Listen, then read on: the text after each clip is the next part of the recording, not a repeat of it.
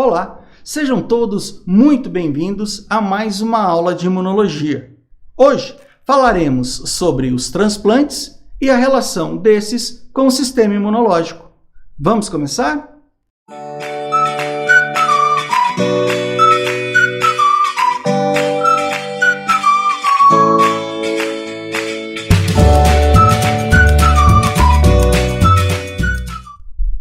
O transplante deve ser entendido como um procedimento cirúrgico que se caracteriza pela transferência de células, tecidos e órgãos vivos com o propósito de restabelecer a função perdida de algum órgão que não exerce mais sua atividade normal.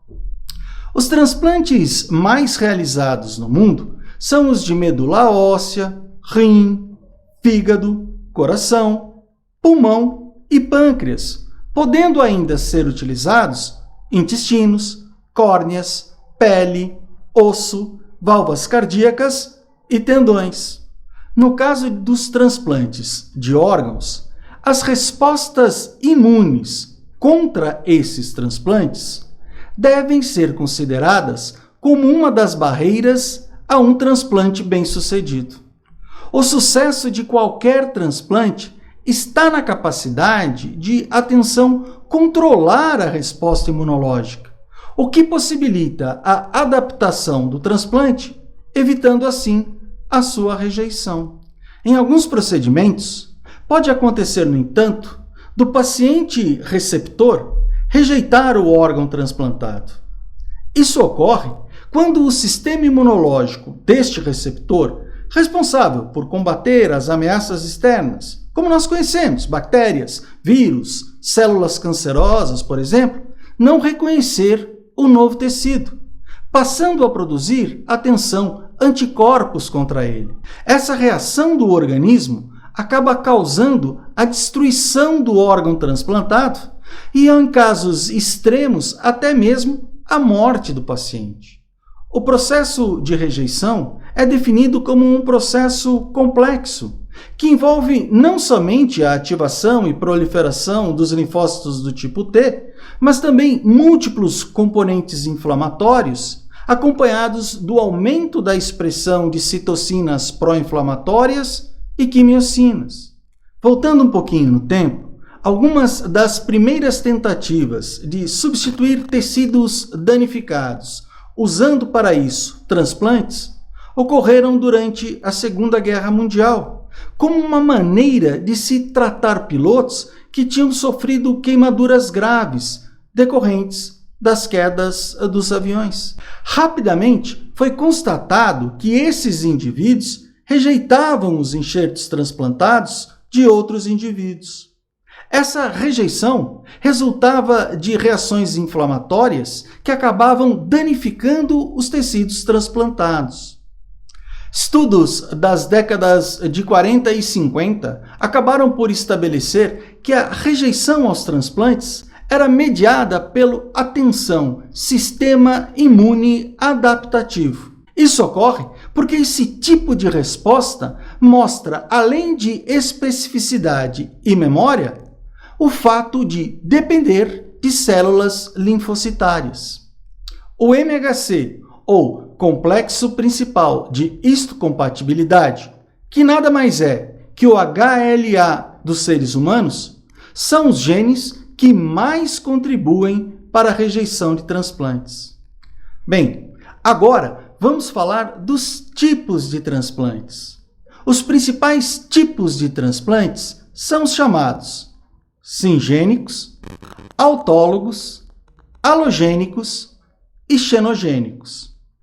O transplante singênico é aquele onde o doador é o irmão gêmeo do paciente, gêmeos idênticos, da mesma placenta, univitelinos.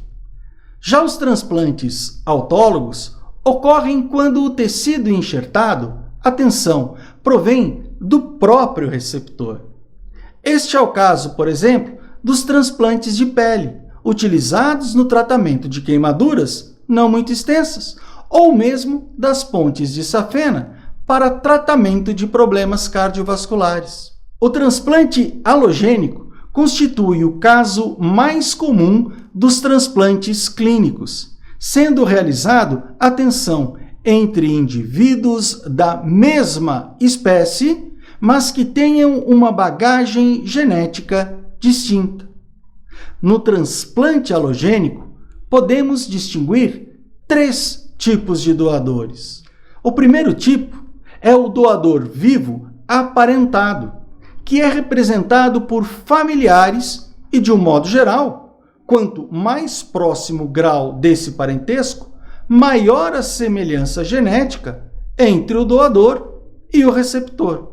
O segundo tipo é o doador vivo não aparentado, que pode ser qualquer pessoa que não esteja geneticamente relacionada com o receptor. O terceiro tipo são órgãos provenientes de indivíduos que tenham ido a óbito em período recente, desde que, obviamente, estejam clinicamente aptos a serem doadores. E, por fim, existem os transplantes xenogênicos, nos quais o doador e receptor, atenção, são animais de espécies diferentes. Em virtude das dificuldades de obtenção de órgãos da própria espécie humana, os transplantes xenogênicos representam um dos caminhos em que os pesquisadores concentram muitos esforços. Bem, agora falaremos sobre os mecanismos imunes de rejeição ao transplante. A rejeição ao transplante é classificada em hiperaguda, aguda e crônica, baseando-se em características clínicas e patológicas. A rejeição hiperaguda ocorre dentro de minutos após o transplante, sendo caracterizada por trombose dos vasos e pela necrose isquêmica do enxerto. A rejeição hiperaguda é mediada pelos, atenção, anticorpos circulantes, que são específicos para os antígenos das células epiteliais do transplante e que estavam presentes antes mesmo do transplante ser realizado. Já a rejeição aguda ocorre dentro de dias ou mesmo semanas após o transplante, sendo a principal causa da falha precoce nesses transplantes. Esse tipo de rejeição é mediada, atenção, pelas células do tipo T e anticorpos específicos para haloantígenos no enxerto. Por fim, a rejeição crônica ao transplante ocorre ao longo de meses ou mesmo anos, levando à perda progressiva das funções do órgão transplantado. Aqui, os culpados pelas lesões parecem ser também, atenção, as células T, que reagem contra os haloantígenos do enxerto e secretam citocinas, que por sua vez irão estimular a proliferação e a atividade dos fibroblastos, além de células musculares lisas vasculares do enxerto. Bem, em relação à prevenção e tratamento da rejeição ao transplante, o principal foco da rejeição dos transplantes de órgãos é, atenção, a imunossupressão, projetada principalmente para inibir a ativação dessas células T e suas funções efetoras. O desenvolvimento de fármacos imunossupressores iniciou de fato uma nova era no transplante de órgãos, já que estes fármacos eles acabaram por tornar possível o transplante de órgãos de doadores que não eram HLA compatíveis com os receptores, especialmente em situações quando tais compatibilidades eram impraticáveis, tais como no transplante de coração, pulmão e fígado. Agora, muita atenção. Embora a correspondência de MHC seja crítica para o sucesso do transplante de alguns tipos de tecidos e melhore, sim, a sobrevivência de outros tipos de transplantes de órgãos, a imunossupressão moderna é tão efetiva que a correspondência de HLA não é mais considerada necessária para muitos tipos de transplantes, principalmente porque o número de doadores é de fato limitado e os receptores frequentemente estão muito doentes para aguardar por órgãos em que a compatibilidade estejam disponíveis. Bem, agora falaremos sobre o transplante de células sanguíneas, chamado de transfusão, sendo este a forma mais antiga de transplante na clínica médica. Veja, indivíduos que expressam um antígeno de um grupo sanguíneo são, de fato, tolerantes àquele antígeno, mas têm anticorpos contra o outro. Já os indivíduos do grupo O têm tantos anticorpos anti-A quanto anti-B. Os antígenos de grupos sanguíneos diferentes dos antígenos ABO também estão envolvidos nas reações de transfusão, e estas normalmente são de fato menos severas. Como exemplo desses antígenos, eu posso citar o RH.